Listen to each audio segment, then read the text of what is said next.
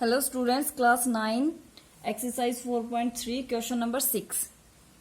Question में statement क्या given है? Work done by a body on a constant force is directly proportional to the total covered distance. Question में क्या given है कि एक जो वर्क डन है, जो भी वर्क हो रहा है वो किसके बेस पे? कांस्टेंट फोर्स जो है उससे डायरेक्टली प्रोपोर्शनल है कवर्ड डिस्टेंस पे।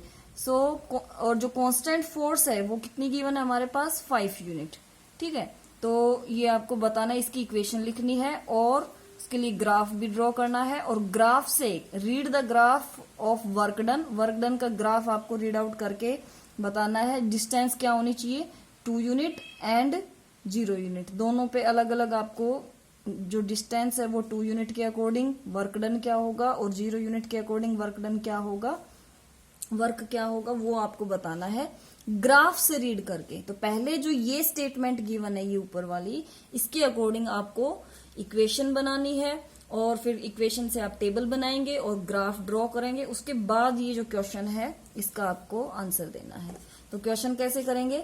लेट कर लेते हैं टोटल डिस्टेंस जो ट्रेवल्ड है या जो डिस्टेंस ट्रेवल्ड है वो x किलोमीटर है। ठीक है, और जो वर्क डन है वो y है।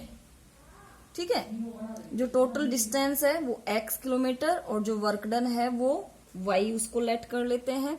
और जो कांस्टेंट फोर्स है वो हमारे पास 5 यूनिट गिवन है। तो जो वर्क है हमारा वो डायरेक्टली प्रोपोर्शनल टू डिस्टेंस है ऑन ए कांस्टेंट फोर्स।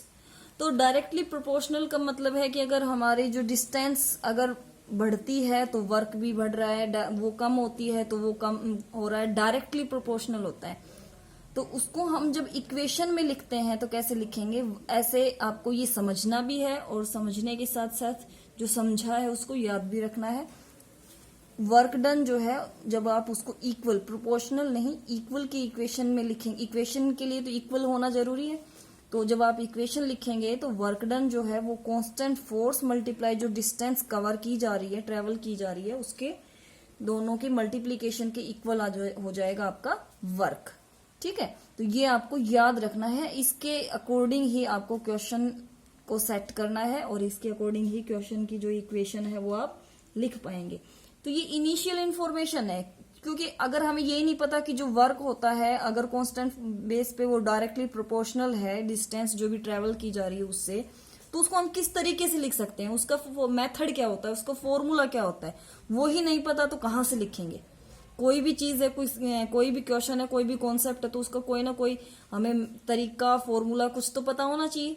तो उसके लिए ये है कि जो भी वर्क है अगर वो डायरेक्टली प्रोपोर्शनल है तो यहाँ पे उसको हम लिखेंगे कि जो वर्क डन है वो कांस्टेंट फोर्स मल्टीप्लाई जो डिस्टेंस ट्रेवल की है उन दोनों की मल्टीप्लीकेशन के इक्वल होता है। ठीक है, तो जो वर्क डन है वो हमारा हमने लेट किया है y है और कांस्टेंट जो फोर्स हमारे पास है वो 5 यूनिट गिवन है और जो डिस्टेंस ट्रेवल की है वो कितनी है? x है। तो इसके अकॉर्डिंग जब हम इक्वेशन लिखेंगे तो हमारी इक्वेशन आ गई y is equal to 5x। ठीक है, अब इस इक्वेशन को आप ऐसे ही रहने दो, या आप इसको इक्वेशन जब लीनियर इक्वेशन इन 2 वेरिएबल लिखना है तो जनरली हम इस तरीके से लिखते हैं 5x as it is, y इधर आएगा तो माइनस का हो जाएगा 5x minus y is equal to 0।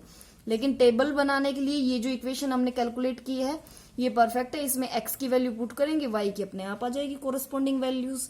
ठीक है, तो ये आपकी हो गई linear equation in 2 variable according to your statement.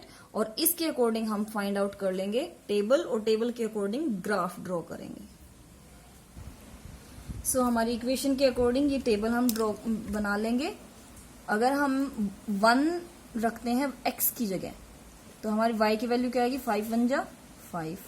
-1 रखते हैं तो -5। 2 रखेंगे तो 5 2 जा 10। 0 रखेंगे, अगर 0 रखी तो क्या आएगी? 0, तो इसको कंप्लीट 0 बना देगा तो y की वैल्यू भी क्या आएगी? 0। ठीक है, तो ये हमारे पास आ जाएंगे, ये टेबल आ जाएगी, ये कोऑर्डिनेट्स आ गए। हमने 4 कैलकुलेट कर लिए। एटलीस्ट 2 करने जरूरी है, उसके बाद आप कितने भी करें, ज्यादा भी करने की जरूरत नहीं है। मैं 2 और 3 में हमारा ग्राफ अच्छे से बन जाता है, डिनोट करने में आसानी होती है। ठीक है, तो अब देखो ग्राफ कैसे बनाएंगे। x एक्सिस और y एक्सिस ऐसे लिख लेंगे पहले की तरह, x एक्सिस, ये x एक्सिस और ये ऊपर वाई एक्सिस। ठीक है, ये हो गया। तो फिर अब जो हमारा टेबल है उसके अकॉर्डिंग हम डिनोट करेंगे। टेबल में कोऑर्डिनेट फर्स्ट जो है वो है 1 and 5, पॉजिटिव x और पॉजिटिव y। तो x1 ये रहा और y5, तो y5 ऊपर है पॉजिटिव, तो जो पॉइंट है वो ये डिनोट करेंगे। ठीक है, और इसके कोऑर्डिनेट लिखेंगे 1,5।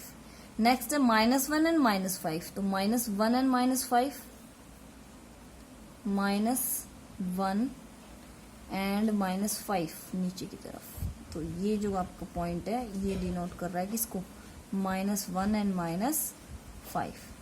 ठीक है, अब जो ये दो पॉइंट आए हैं इन दोनों को हमें क्या करना है, मिला देना है।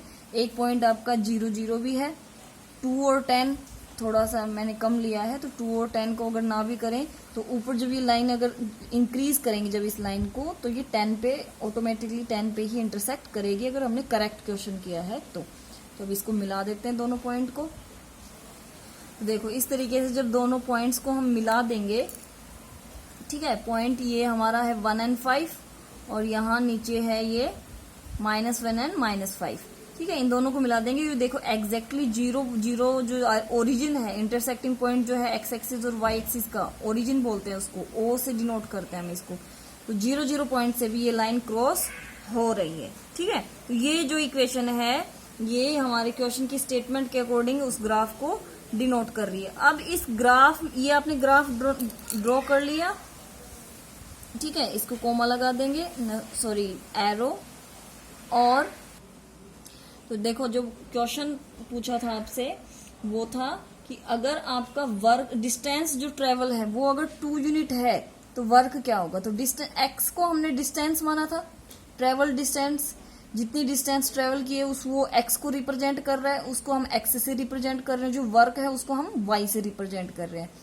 तो अगर एक्स की वैल्यू 2 यूनिट है, क्वेश्चन में क्या था 2 यूनिट, तो एक्स की वैल्यू अगर 2 unit, it means x positive 2, कहां पर है 1 2, तो y कितना होगा, यानी कि वर्क कितना होगा, वर्क की जो है। तो यहाँ पे हम देखेंगे, यहाँ पे ग्राफ 8 और 9 तक ले रखा है मैंने, तो आप जब इसको थोड़ा सा इंक्रीज करके देखेंगे, थोड़ा आप ऊपर तक लेना, मैंने थोड़ा शॉर्ट लिया है, तो यहाँ पे ये 10 पे मिलेगा। कैसे, देखो हमारी टेबल में भी हमने कैलकुलेट कर रखा है, अगर x जो है वो हम 2 यूनिट लेते हैं तो हमारा y कितना आ रहा है 10। तो एग्जैक्टली अगर आपका ग्राफ बिल्कुल परफेक्ट है तो 10 से क्रॉस होता हुआ जरूर जाएगा। ठीक है, तो हमारा आंसर हो जाएगा if x is equal to 2 unit then y is equal to 10। Next है अगर x आपका 0 है तो y कितना होगा, तो फिर अगर वो भी हमने कैलकुलेट कर रखा है, अगर हमारे पास x की वैल्यू 0 है तो y क्या होगी। अगर डिस्टेंस जो ट्रेवल की है वो 0 यूनिट है तो जो वर्क है वो भी क्या होगा 0। अगर डिस्टेंस 0 का मतलब क्या है, आपने डिस्टेंस कवर ही नहीं की तो वर्क भी 0 होगा, क्योंकि आपका जो वर्क है वो डायरेक्टली किससे प्रोपोर्शनल है, डिस्टेंस ट्रेवल से। ठीक है, तो इस तरीके से आप क्वेश्चन को सोल्व करेंगे।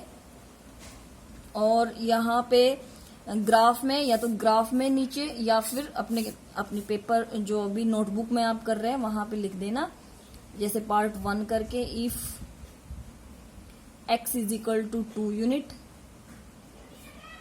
then y is equal to 10, और या फिर ऐसे भी लिख सकते, if distance travel distance is 2 kilometre then work done is 10। और सेकंड में आप लिखेंगे if x is equal to 0 unit, unit के अकॉर्डिंग पूछा है, तो जो वर्क डन है वो भी क्या होगा, then y is equal to 0, work done जो है वो भी कितना होगा 0 यूनिट ही होगा। ठीक है, इस तरीके से आप क्वेश्चन नंबर 6 को कंप्लीट करेंगे।